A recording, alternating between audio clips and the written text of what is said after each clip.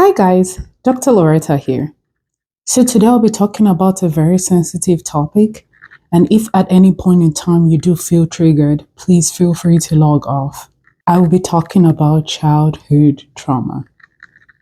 So research I found on the CDC website shows that about 62% of adults surveyed in 23 states in the United States of America identify to have experienced childhood trauma.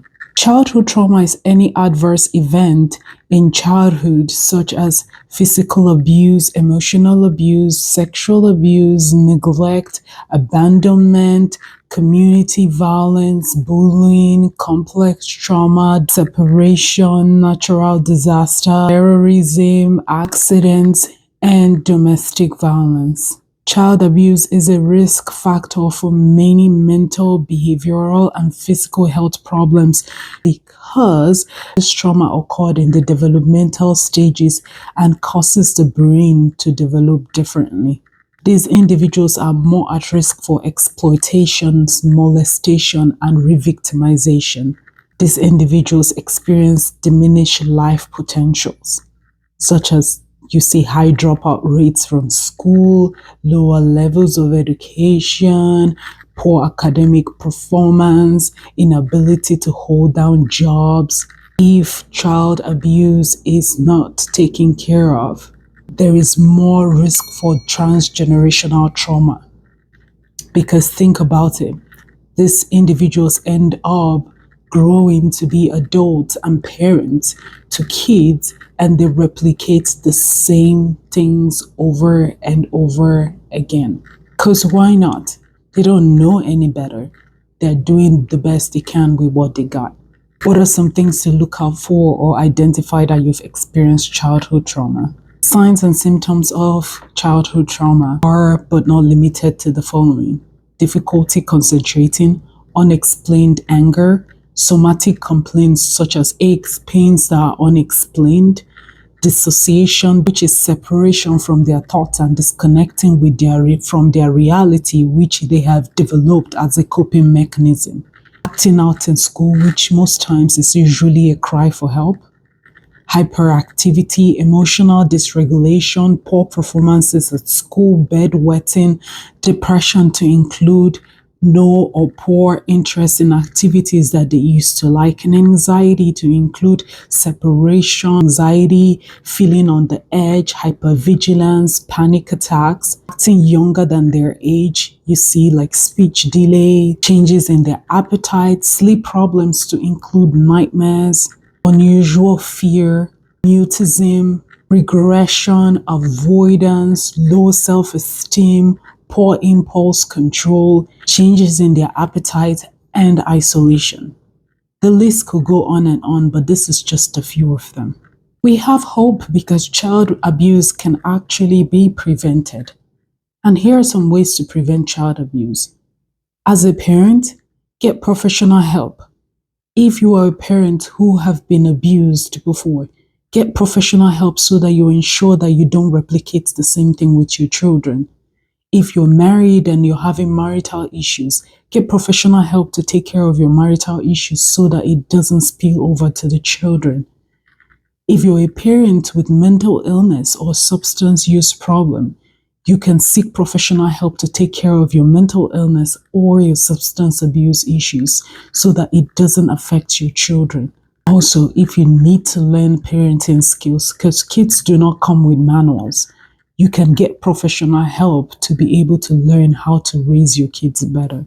As a parent, you can create safe and nurturing living environment for your kids.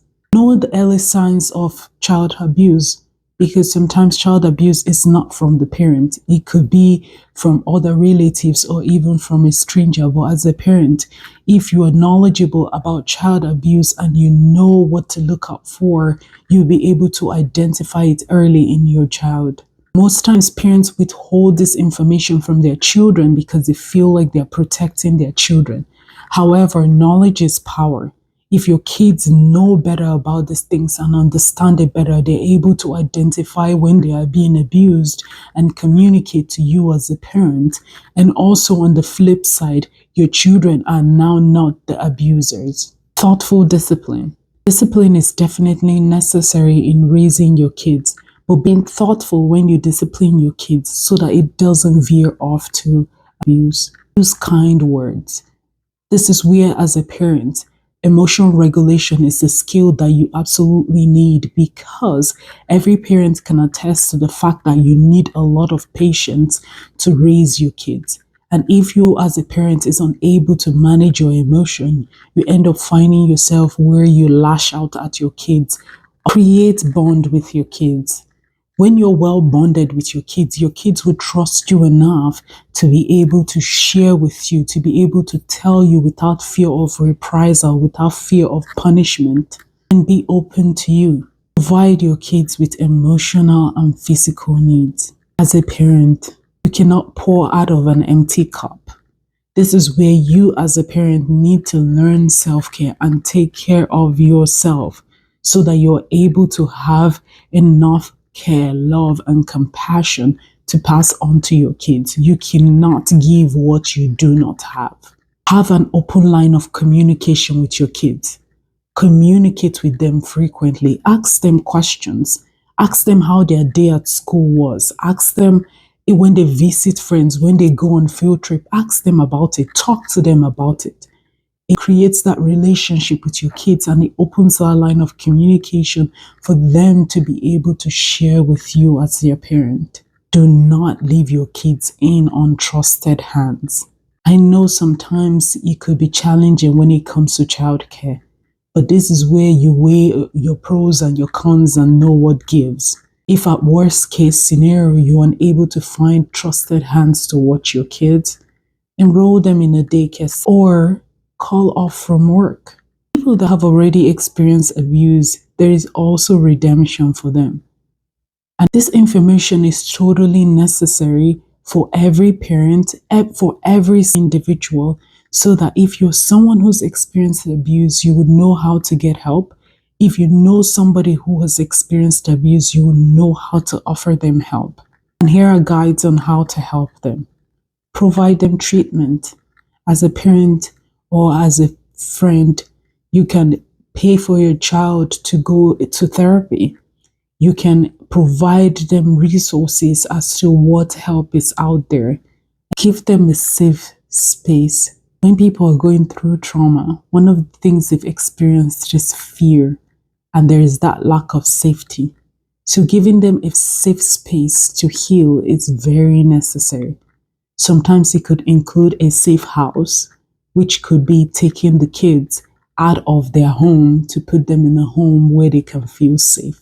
Giving them a safe space to heal can also look like getting rid of the perpetrator so that the kids can feel safe in their home. Listen without judgment. One of the reasons why people who have been through trauma do not communicate is that fear of judgment. So creating a judgment-free zone for them enables them be able to open up and share with you and speak and voice their concerns or their pain. Validates them. So many times when people have been through trauma, there's that shame and guilt that accompanies it. And sometimes it's helpful for you to validate them. People don't speak up a lot of times because they feel like people are not going to believe them.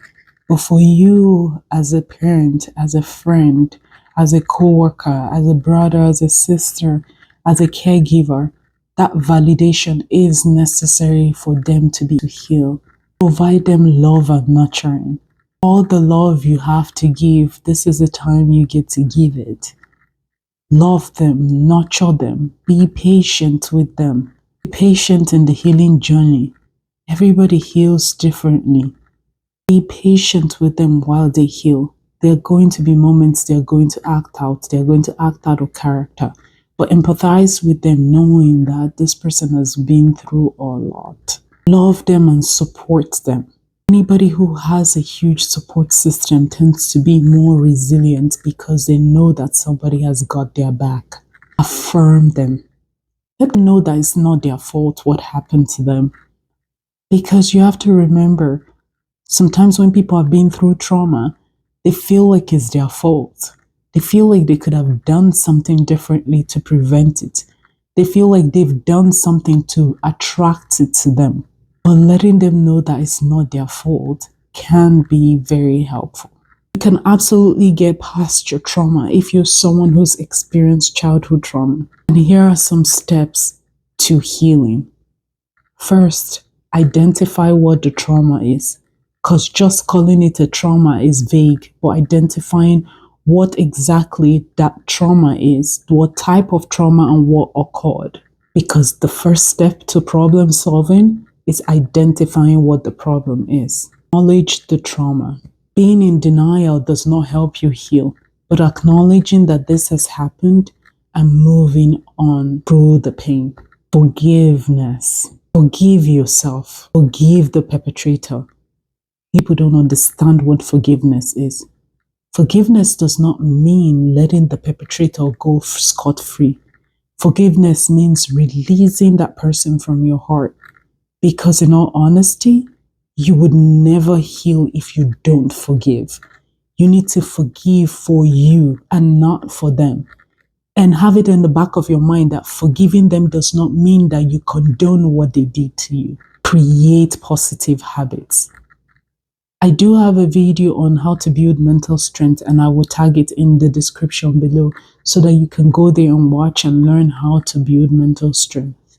Get professional help. It's okay to seek professional help because sometimes you can't walk this journey on your own. Sometimes your friends and your loved ones are not sufficient enough for you to walk this journey or to heal. You need actual treatment, and in those times, that's where professional help comes into play. Journaling.